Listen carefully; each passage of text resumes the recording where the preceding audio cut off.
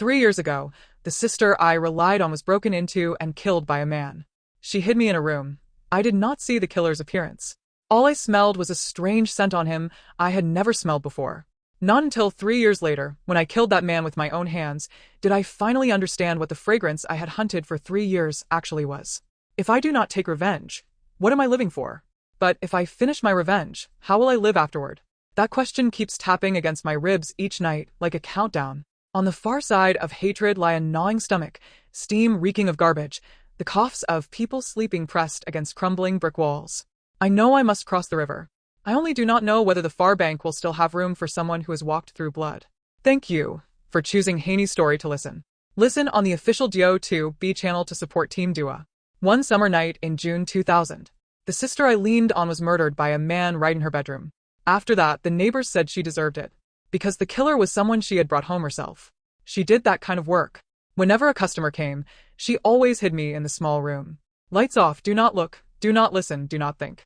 But that man later smothered her with a pillow and took all the money she had painstakingly saved. Only long after he left did I realize something was wrong in the small room. I opened the door and stepped into my sister's room. She lay still on the bed, motionless. I called softly, but only touched my sister's ice-cold hand. The police came the next morning and took her body away. When the police tried to take me with them, I ran.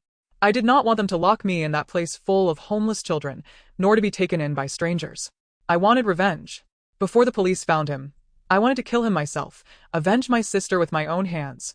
I once stood at the orphanage gate, looking at the square windows like mesh eyes. Inside there was rice, blankets, voices calling names. But I turned my back. I could not bear the idea of growing up on other people's pity while he lived at ease in the city. I stole an apple from a street vendor and swallowed the core whole. I thought, when the seed sprouts and grows into a tree, I will pick its fruit and return it. I mocked myself like that to keep living, so I would not starve before I took revenge. Perhaps in others' eyes, my sister was a filthy girl, worthy of contempt. But I knew that in this world, past, present, and future, only she had ever treated me well. I hated the man who killed her. Even if I had to risk my life, I would kill him myself. Besides, I believed I could find the murderer sooner than the police. Although that night I did not see his face, I smelled his scent. A peculiar, mysterious, unusual scent. Since childhood, I had been very sensitive to smells.